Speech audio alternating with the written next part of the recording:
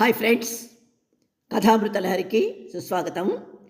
ఈరోజు నిష్ఠుర ప్రేమ ధారావాహిక 33rd part వినిపించబోతున్నాను. దయచేసి స్కిప్ చేయకుండా కథ మొత్తం విని వెంటనే లైక్ కొట్టి కామెంట్ పెట్టి సబ్స్క్రైబ్ చేసుకోండి ప్లీజ్. ఇక కథ మొదలెట్టేస్తాను. ఇంటికి వస్తూనే ప్రియ తల్లో పూలమాల విసిరి నేలకేసి కొట్టి బామ్మను మింగేసేలా చూస్తూ, ఇప్పుడు నీ కళ్ళు చల్లబడ్డాయా? నేను రాను మొర్రో అని ఎంత మొత్తుకున్నా వినకుండా, అబ్బాయి పార్టీ ఇచ్చేది నీకోసం, నువ్వు రాకపోతే ఎలాగే తల్లి అంటూ బలవంతంగా లాక్కెళ్ళావు. అక్కడేమైందో చూసావు కదా. చిచి, ఈ అవమానం భరించడం కంటే ఏ రైలు కింద తలపెట్టి చావడం మేలు. పట్టలేని ఉక్రోషంతో ఏం మాట్లాడుతున్నదో తనకే తెలియలేదు.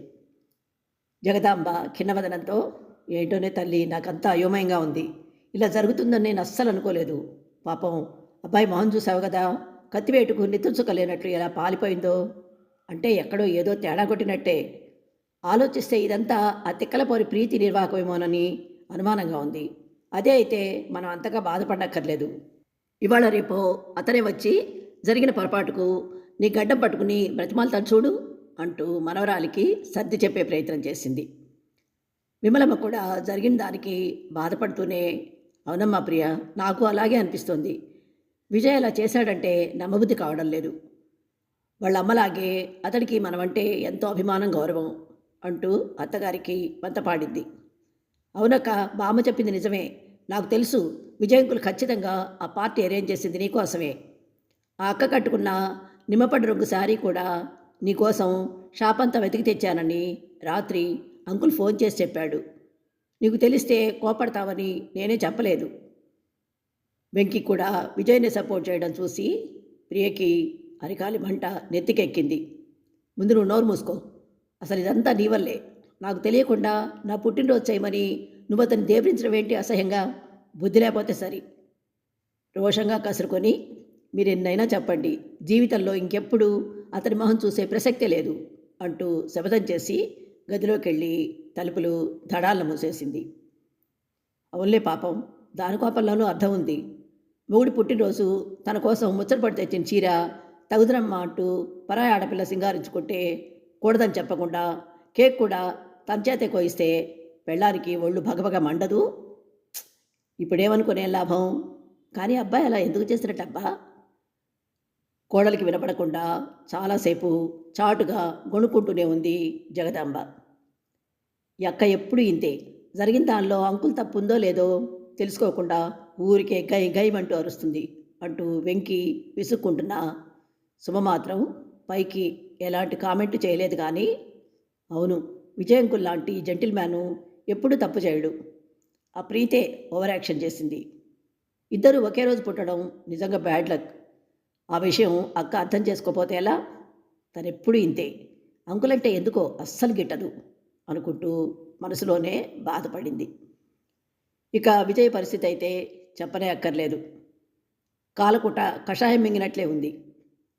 గుండెల్లోంచి తన్నుకొస్తున్న బాధను చిరాకును బలవంతంగా బిగబట్టుకుని ప్రీతిని ఎలాగో వాళ్ళింట్లో డ్రాప్ చేసి ఇంటికి రాగానే తల్లికి ఫోన్ చేశాడు. జీవితం మీద విరక్తి పుడుతోందమ్మా. కొడుకు నోటి నుంచి వెలువడ్డ మాటల్లో ధ్వనించిన నిరాశ నిస్పృహలను గమనించి, ఏమైంది నాన్న? కంగారుగా అడిగింది వసుంధర. విజయ్ పెదవి విరుస్తూ, ఏం చెప్పనమ్మా, ప్రియ విషయంలో నేనేం చేయాలనుకున్నా గోడ కొట్టిన బంతిలా రివర్స్ అవుతోంది. ఈరోజు నీ తిగ్గరి మేనగోడలు చేసిన పని నన్నెంత ఎరకాటంలో పడేసిందో తెలుసా అంటూ మొదలుపెట్టి జరిగిన ప్రహసనం అంతా తల్లికి పూసగుచ్చినట్లు చెప్పాడు. కొడుకు చెప్పింది వినగానే వసుంధర బిత్తరపోయింది. అయ్యో అలాగా? ఏంటన్నా ఇదంతా? ప్రీతిది బొత్తిగా పసిపిల్లల మనస్తత్వం అని నీకు తెలుసు కదా. ముందు దానికి విషయం చెప్పి ఉండాల్సింది. ఇప్పుడు చూడు, అనవసరంగా లేనిపోని తలనొప్పి కొని తెచ్చుకున్నట్లయింది. ఇప్పుడిప్పుడే ప్రియ కాస్త దారిలో పడుతున్నట్లుంది. అందుకే నువ్వు పిలవగానే వచ్చింది. కానీ ఇంత అవమానం జరిగాక ఏ ఆడపిల్లైనా బాధపడకుండా ఎలా ఉంటుంది చెప్పు? సర్లే, జరిగిందేదో జరిగింది. ఒకసారి ఫోన్ చేసి నన్ను వివరంగా మాట్లాడమంటావా? వద్దులేమ్మా, కొడుకు చేసిన ఘనకార్యానికి మసిపూసి మారేరికాయ చేస్తున్నావని ప్రియ నిన్ను అపార్థం చేసుకుంటుందేమో. మరి ఎలా నాన్న? నిజం తనకి తెలియాలి కదా. లేకపోతే జరిగింది పదే పదే తలుచుకుని బాధపడుతూనే ఉంటుందేమో.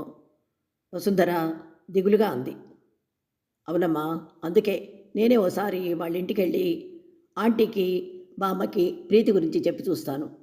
వాళ్ళు ప్రియలా కాదు, తప్పకుండా అర్థం చేసుకుంటారన్న నమ్మకం నాకుంది. సర్లే, నువ్వు ఇదే ఆలోచిస్తూ టెన్షన్ పడకు.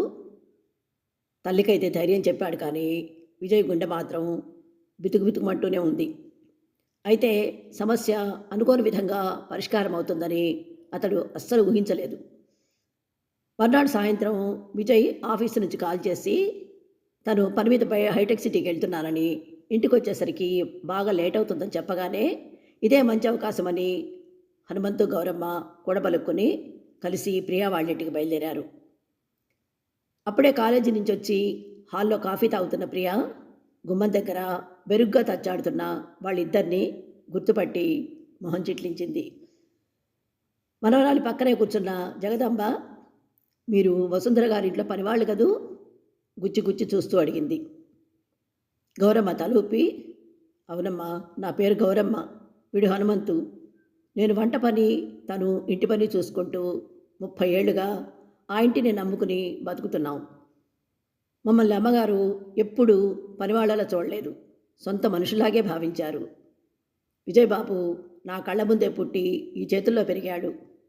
మా మీద నమ్మకంతోనే అమ్మగారు బాబుగారు విజయబాబును వదిలి అంత దూరం వెళ్ళగలిగారు. మరి అలాంటప్పుడు బాబు బాధపడుతుంటే చూస్తూ ఎలా ఉండగలిగాను చెప్పండి.